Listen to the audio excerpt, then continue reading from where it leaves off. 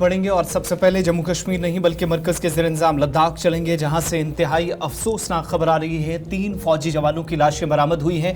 इतलात के मुताबिक पिछले साल एक्सपीडिशन पर गए एक ग्रुप में से, जिसमें कुछ फौजी जवान जो लापता हो गए थे, बर्फानी तोदे की जद में आए थे और 3 जवानों की लाशें जिनका अता पता नहीं था 9 महीनों की तवील मुद्दत के बाद बरामद की गई है।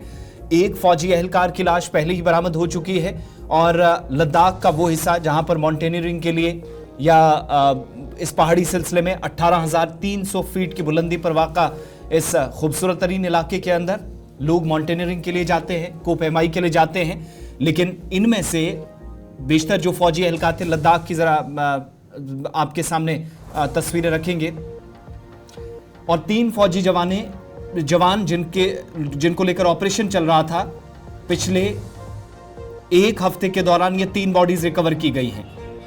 लांस नाइक, स्टैनजिन, तारगेज की लाश पहले ही बरामद की जा चुकी है। अक्टूबर 2023 में ये तमाम फौजी एहलकार इतलात के मुताबिक लद्दाख के बालाई इलाके के अंदर जाते हैं और ये माउंट कुन है, यूनियन टेरिटरी लद्दाख का सबसे अहम तरीन मकाम जहां पर मैक्सिमम लोग जाते हैं। और गुलमर्ग बेस जो हाई एल्टीट्यूड वॉरफेयर स्कूल है, जिसको आप HEWs भी कहते हैं, वहाँ से चूंकि तरबियत याफ्ता अमला भी कई मरतबा इस तरह के पहाड़ी सिलसिले में निकलता है। और इतलात के मुताबिक 38 रुकनी ये जो एक्सपीडिशन थी, 38 मेंबरान इसमें शामिल थे।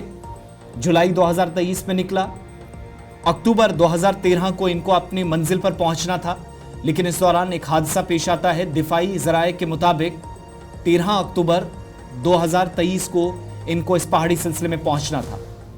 फिर अचानक से पता चलता है कि 8 अक्टूबर का दिन था।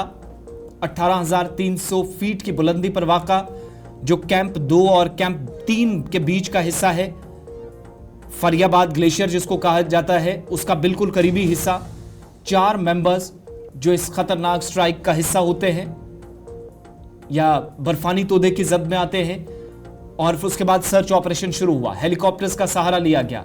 बर्फ से ढके इस पहाड़ी सिलसिले में तवील मुशक्कत के बाद एक बॉडी बिलाखिर रिकवर हुई और इसकी शनाख्त लांस नाइक, स्टैनजिन, तारगेज के बतौर हुई है।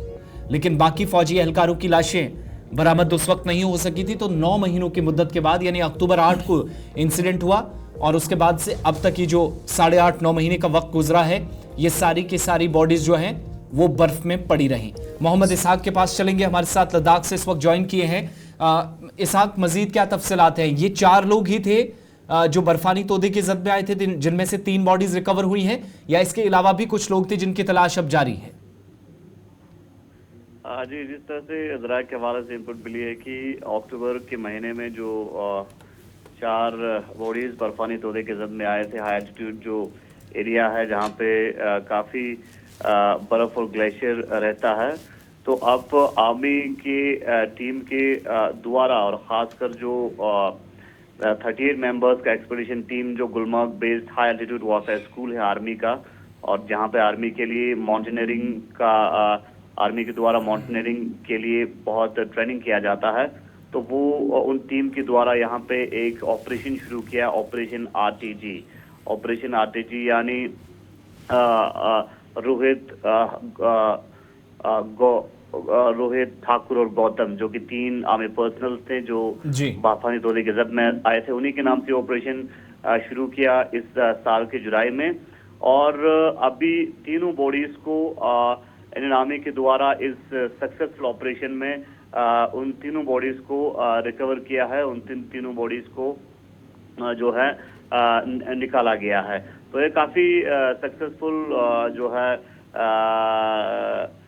ऑपरेशन बताया जा रहा है। और चूंकि माउंटेनियरिंग के टाइम पे कई बार विंटर के महीने में हाई एल्टीट्यूड और जो ग्लेशियर्स वाले एरिया में इसहाक, ये बताइएगा, ये जो 3 लाशें जो है बरामद हुई है, अभी तक क्या उनकी शिनाख्त हो पाई है और कोई ऑफिशियल बयान इस पर?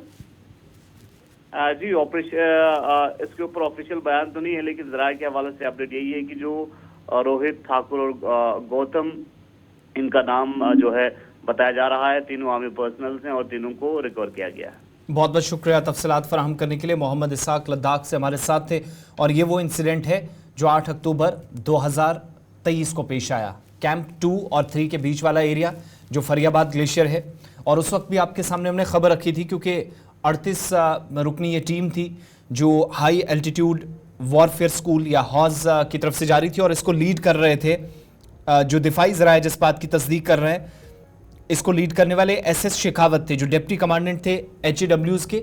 उनकी जानिब से इन तमाम एहलकारों का उस वक्त इनको आगे ले जाने का जिम्मा इन पर था, और अचानक से ये कुदरती आफत आती है जिसकी जद में ये लोग आए, और बिलाखिर एक बॉडी बड़ी मुशक्कत के बाद उस वक्त बरामद की गई थी। बाकी 3 लाशें बरामद हो गई हैं जिनकी शनाख्त जो ये बता रहे थे कि हवालदार रोहित कुमार, हवालदार ठाकुर बहादुर अले और नाइक गौतम राजबंशी जो दिफाई ज़राए जज्बात की तस्दीक कर रहे हैं, ये तमाम वो लोग हैं जिनकी बॉडीज़ रिकवर हो चुकी है। आगे बढ़